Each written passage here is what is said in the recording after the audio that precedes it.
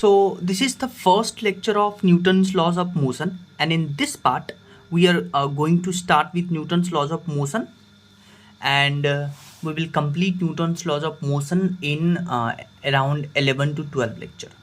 तो देखिए, सबसे पहले हम एक ओवरव्यू लेते हैं कि क्या क्या पढ़ेंगे इसमें. न्यूटन्स लॉ, मोमेंटम इम्पल्स पढ़ेंगे, बहुत various type of forces, motion of connected bodies, pulley system, constant relation, pseudo force, equilibrium and last में हम फ्रिक्शन पढ़ेंगे. ठीक है. सबसे पहले हम डिस्कस करेंगे न्यूटन्स फर्स्ट लॉ. देखिए, इसको समझने के लिए आप एक एग्जांपल देखिए. मान लीजिए एक बॉक्स जो है वो अभी रेस्ट पे है और इस पे जो एफ एक्सटर्नल है वो जीरो है. यानी बॉक्स जो है वो स्टैटिक इक्विलिब्रियम पे है, रेस्ट में इक्विलिब्रियम पे है. इक्विलिब्रियम कहने का मतलब इस पे एक्सटर्नल जीरो है. नेक्स्ट केस सुनिए कि ये जो बॉक्स है सेकेंड केस में कांस्टेंट वेलोसिटी से मूव कर रहा है, और कांस्टेंट वेलोसिटी से मूव करता है, इसको बुलाते हैं डायनेमिक इक्विलिब्रियम. अभी भी इक्विलिब्रियम पे है यानी एफ एक्सटर्नल जीरो है. ये दो केस आपको समझ में आया. अब आप सुनिए न्यूटन्स फर्स्ट लॉ क्या कहता है. न्यूटन्स फर्स्ट लॉ क्या कहता है कि अगर कोई बॉडी रेस्ट पे है या कोई बॉडी मूविंग है, यानी कि कोई बॉडी स्टैटिक इक्विलिब्रियम पे है या डायनेमिक इक्विलिब्रियम पे है, तो ये इसी कंडीशन में सी स्टेट में वो रहेगा अनटिल एंड अनलेस कि आप इस पे फोर्स अप्लाई करते हैं. जैसे ये भी रेस्ट पे है, आप इस पे फोर्स अप्लाई करिए, ये मोशन में आ जाएगा. ये मोशन में है, आप इस पे ओपोजिंग फोर्स अप्लाई कर दीजिए, ये रुक जाएगा. सो इसको पढ़ लीजिए. Everybody continue its state of rest और uniform motion in straight line unless compelled by an external force to change its state. ठीक है. एफ एक्सटर्नल अगर जीरो है तो इक्विलिब्रियम की बात करते हैं. If external force on object is zero then it maintains in motion. ठीक है. और न्यूटन्स फर्स्ट लॉ बेसिकली बात करता है लॉ ऑफ इनर्शिया की.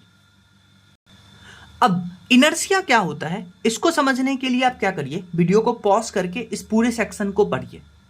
सिमिलरली इस सेक्शन को भी आप वीडियो पॉज करके आसानी से पढ़िए. नेक्स्ट हम बात करेंगे मोमेंटम के बारे में कि मोमेंटम क्या होता है. तो देखिए, मोमेंटम क्या होता है. मोमेंटम बोलते हैं कि अगर कोई मूविंग ऑफ बॉडी है, कोई बॉडी मूव कर रहा है, तो उसमें टोटल कितना मोशन का क्वांटिटी है उसको बुलाते हैं मोमेंटम. ठीक है. और मोमेंटम जो होता है मास इनटू वेलोसिटी का प्रोडक्ट होता है, और मोमेंटम एक वेक्टर क्वांटिटी है, और इस वेक्टर क्वांटिटी का जो डायरेक्शन होता है, जिधर वेलोसिटी का डायरेक्शन होता है, इंस्टेंटेनियस वेलोसिटी का डायरेक्शन होता है, उधर ही मोमेंटम का डायरेक्शन होता है. So it is a vector quantity whose direction is along the instantaneous velocity. तो मोमेंटम क्या होता है, mass into velocity, vector quantity है. अगर आप एसआई यूनिट की बात करते हैं तो केजी मीटर पर सेकेंड ऐसा यूनिट हो जाएगा. डायमेंशन क्या होगा, ml t to the power -1. ठीक है.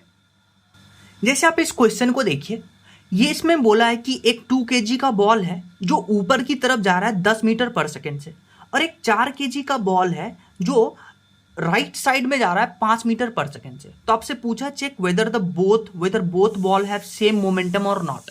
यानी कि आपसे पूछा है कि दोनों का मोमेंटम सेम है कि नहीं. तो देखिए, मोमेंटम होता है मास इंटू वेलोसिटी. तो आप बॉल ए के लिए लगाइए मास इंटू वेलोसिटी. तो बॉल ए का मास है 2 kg और इसका जो वेलोसिटी है ऊपर है, ऊपर को हम जे कैप बुलाते हैं. तो इसका जो वेलोसिटी हो जाएगा वो आ जाएगा 10 जे कैप. तो टोटल मोमेंटम आ जाएगा बॉल ए का 20 जे कैप ऊपर की तरफ. सिमिलरली बॉल बी के लिए momentum equal to mass into velocity लगाते हैं. तो इसका मास है 4 kg और वेलोसिटी है इसका एक्स डायरेक्शन में यानी 5 आई कैप. तो इसका मोमेंटम आ गया 20 आई कैप. और सिंस मैंने आपको बोला था कि मोमेंटम जो होता है एक वेक्टर क्वांटिटी होता है, तो बॉल ए का मोमेंटम वाई एक्सिस में है और बॉल बी का मोमेंटम एक्स एक्सिस में है. यानी इन दोनों का मोमेंटम सेम नहीं है. हाँ, मैग्नीट्यूड ऑफ मोमेंटम सेम है, पर अगर हम मोमेंटम की बात करते हैं तो मोमेंटम एक वेक्टर क्वांटिटी है, हम वेक्टर के साथ एसोसिएट करते हैं. तो इसका आंसर हो जाएगा नो. अब नेक्स्ट क्वेश्चन देखिए. ये क्वेश्चन हमें दो कॉन्सेप्ट सिखा के जाएगा. आपको बोला है कि एक गिवन सिचुएशन है जिसमें ये जो बॉल है, इनिशियली ये ball theta equal to theta angle पे इस बॉल से टकराया और थीटा एंगल पे ही ये बॉल रिफ्लेक्ट कर गया. अब ध्यान से देखिए, ये जो थीटा एंगल हम ले रहे हैं ये हॉरिजॉन्टल से ले रहे हैं. याद रखिएगा, थीटा एंगल हॉरिजॉन्टल से ले रहे हैं. This is very important point. क्योंकि आपको क्या करेगा, क्वेश्चन में वो आपको ये एंगल ना दे करके ये एंगल देगा, तो आपको जो भी हम फॉर्मूला डिजाइन करेंगे उसमें आपको यही एंगल लेना पड़ेगा। ठीक है, देखिए इस क्वेश्चन को कैसे करेंगे। ये जो बॉल है इसका इनिशियल वेलोसिटी है v at an angle theta, ठीक है, और इसका मास है m। तो आप क्या करिए, इस बॉल का जो वेलोसिटी इधर था एंगल थीटा पे, इसको रिजॉल्व करिए, एक तो x डायरेक्शन में एक y डायरेक्शन में। तो ये अगर एंगल थीटा है तो ये एंगल थीटा हो जाएगा, तो ये हो जाएगा v cos थीटा कॉम्पोनेंट, ये v sin थीटा। तो इनिशियल बात करिए, इनिशियल कंडीशन की, मोमेंटम क्या होता है, मोमेंटम होता है मास इंटू वेलोसिटी। ठीक है, मास इंटू वेलोसिटी। इनिशियल मास हो गया, और वेलोसिटी किधर है, वेलोसिटी एक तो आई कैप में v cos थीटा आई कैप, और एक निगेटिव में v sin थीटा माइनस जे कैप। तो ये आ गया इनिशियल मोमेंटम। फिर बॉल जब यहां से टकराया और टकरा करके वापस गया, तो बॉल लाइक देखिए अगेन एंगल थीटा पे वापस गया है। तो अगेन इसको रिजॉल्व करिए, तो ये एंगल थीटा तो ये थीटा हो जाएगा, ये कंपोनेंट v cos थीटा, ये कंपोनेंट v sin थीटा। तो फाइनल मोमेंटम हो गया m, ये देखिए माइनस आई में तो माइनस v cos थीटा आई कैप, और ये जे कैप माइनस जे कैप में तो v sin theta J cap. और आपको क्या निकालना है, चेंज इन मोमेंटम निकालना है। तो चेंज इन मोमेंटम होता है p final minus p initial. तब आप p फाइनल यहां से ये रखिएगा इसको सॉल्व करके, और p इनिशियल ये रखिएगा। तो चेंज इन मोमेंटम, जब एक पार्टिकल को हम हॉरिजॉन्टल से थीटा एंगल पे फेंकते हैं तो चेंज इन मोमेंटम आता है -2mv cos थीटा आई कैप। ये फॉर्मूला आपको याद रखना है। मैग्नीट्यूड, सिर्फ और मैग्नीट्यूड की बात करते हैं तो वो आ जाएगा 2mv cos थीटा, लेकिन वेक्टर में -2mv cos थीटा आई कैप। कब लगाए हैं ये आपको पता होना चाहिए।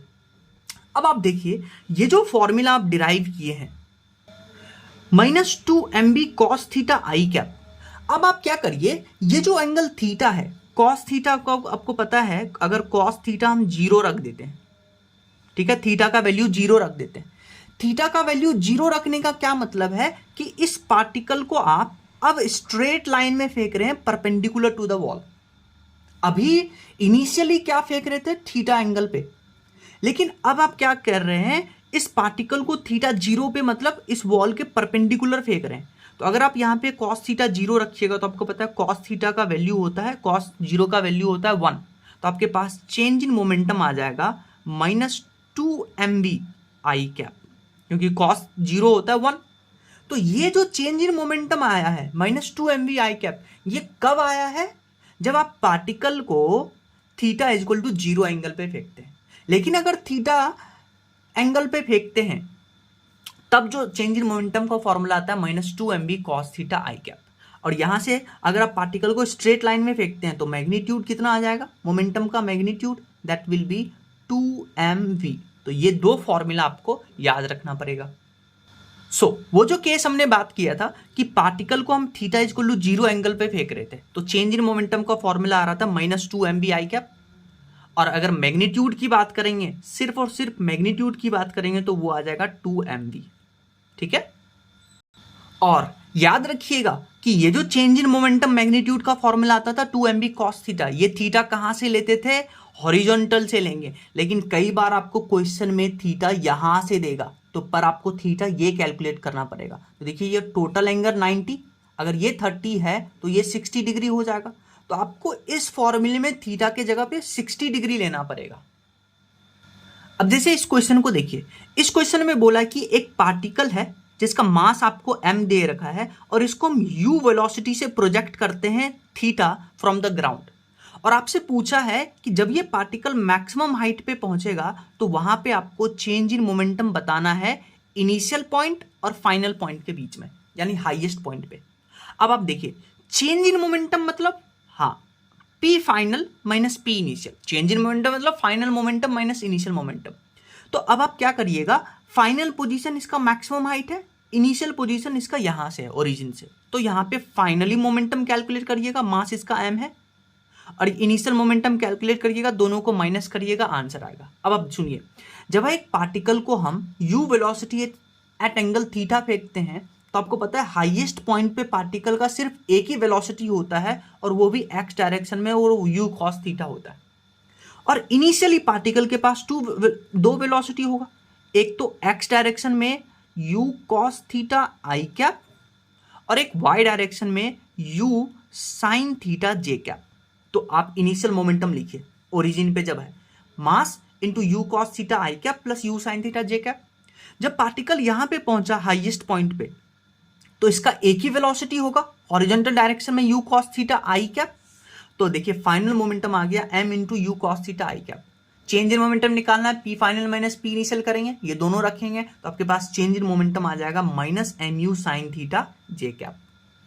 और अगर हम सिर्फ मैग्नीट्यूड की बात करेंगे तो वो एम यू साइन थीटा आ जाएगा।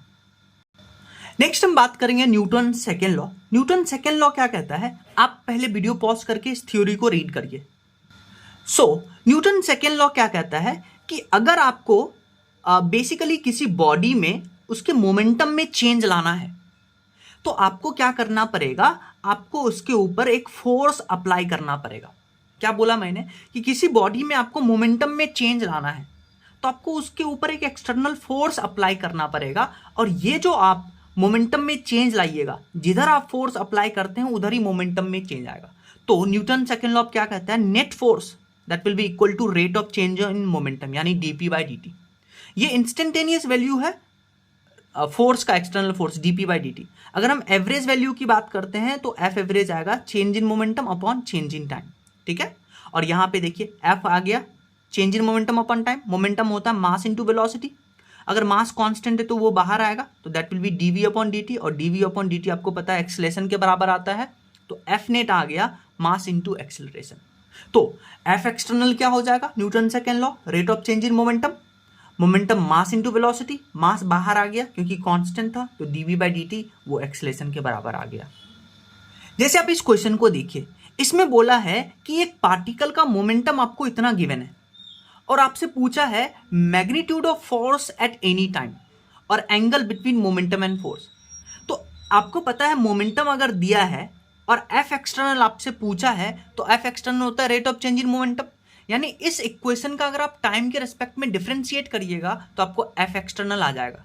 फिर आपसे पूछा है angle between momentum and force. तो अब देखिए दो वेक्टर है, एक तो मोमेंटम एक फोर्स, दो वेक्टर के बीच में एंगल निकालने का क्या फॉर्मूला होता था। मान लीजिए अगर आपके पास दो वेक्टर है ए बी, अगर हम इसके बीच का डॉट प्रोडक्ट लेते हैं तो वो वैल्यू आता था ए बी कॉस थीटा। तो यहां से हम कॉस थीटा निकाल सकते हैं A vector into B vector divided by magnitude of A vector into B vector, ये स्टैंडर्ड फॉर्मूला। तो अब देखिए यहां पे आपको साइन भी गिवन है और यहां पे कॉस भी गिवन है। तो अगर आपको पता है साइन टी का जो डिफरेंशिएशन आता है वो कॉस टी आता है, ये भी याद रखना पड़ेगा, और कॉस टी का डिफरेंशिएशन आता है माइनस साइन टी, पर यहां साइन 2t है कॉस 2t है, तो साइन 2t का डिफरेंशिएशन कैसे आएगा, एक तो आप पूरे का डिफरेंशिएशन करिएगा साइन थीटा साइन टी, तो वो आ जाएगा कॉस 2t, और फिर 2t का डिफरेंशिएशन 2। सिमिलरली कॉस 2t का डिफरेंशिएशन आ जाएगा माइनस साइन 2t, और 2t का डिफरेंशिएशन 2। तो साइन 2t और कॉस 2t का ये डिफरेंशिएशन आ जाएगा, तो इसका डिफरेंशिएशन करिएगा। फिर आप क्या करिएगा, आपके पास फोर्स आएगा इसको डिफरेंशिएशन करने के बाद। फिर आप क्या करिएगा, फोर्स और मोमेंटम ये जो दो आपको वेक्टर क्वांटिटी मिलेगा इसका डॉट प्रोडक्ट लीजिएगा और फिर आपके पास थीटा आ जाएगा। नेक्स्ट क्वेश्चन देखिए, इस क्वेश्चन को करने से पहले दो कॉन्सेप्ट सीखिए जो बेसिकली हम काइनेमेटिक्स में पढ़ते हैं। देखिए कॉन्सेप्ट क्या है कि अगर आप किसी पार्टिकल को एक हाइट से इनिशियल वेलोसिटी 0 से ड्रॉप करते हैं, तो जब ये पार्टिकल ग्राउंड पे पहुंचता है तो ग्राउंड पे पहुंचने का वेलोसिटी होता है √2gh, ये आपको पता होना चाहिए। और सिमिलरली जब एक पार्टिकल को आप v वेलोसिटी से फेंकते हैं ऊपर, तो एक सर्टेन हाइट पे जाकर के ये पार्टिकल का वेलोसिटी 0 होगा, उस सर्टेन हाइट को हम एच मैक्स बुलाते हैं। और जब आप यहाँ पे न्यूटन का सेकेंड इक्वेशन लगाइएगा तो आपके पास ये जो ग्राउंड से जो आपने वेलोसिटी फेंका है वो आ जाएगा √2gh। यानी एक पार्टिकल को एक सर्टेन हाइट से नीचे गिराइए, फॉल करवाइए फ्री, इनिशियल वेलोसिटी 0, तो ग्राउंड पे पहुंचने का टाइम वेलोसिटी √2gh। सिमिलरली एक पार्टिकल को नीचे से वेलोसिटी v से फेंकिए तो एच मैक्स पे जाने का जो ग्राउंड पे वेलोसिटी होगा √2gh, ये दोनों वेलोसिटी बराबर होता है। अब आप देखिए इस क्वेश्चन में क्या बोला है कि एक पार्टिकल है जिसका मास आपको 2 kg गिवन है, इस 2 kg मास को इनिशियली हम ड्रॉप करते हैं 80 मीटर हाइट से, और जब ये पार्टिकल ग्राउंड पे पहुंचता है तो ग्राउंड पे पहुंचने के कारण ये रिबाउंड करता है और रिबाउंड करके 5 मीटर हाइट ऊपर जाता है। और जब ये पार्टिकल ग्राउंड पे पहुंचा तो वहां टाइम ऑफ कांटेक्ट था 0.4 सेकेंड। तो आपसे पूछा है force exerted by ground on the particle. तो फोर्स पूछा है, तो आपको पता है जो फोर्स होता है वो dp अपॉन dt होता है, इंस्टेंटेनियस वैल्यू। और अगर हम एवरेज वैल्यू की बात करें तो f हो जाएगा delta p upon delta t। अब आप देखिए ये टाइम ऑफ कांटेक्ट आपको गिवन है 0.4 सेकेंड। अगर हम चेंज इन मोमेंटम निकाल ले, कहां से कहां तक, यहां से यहां, फिर यहां से यहां।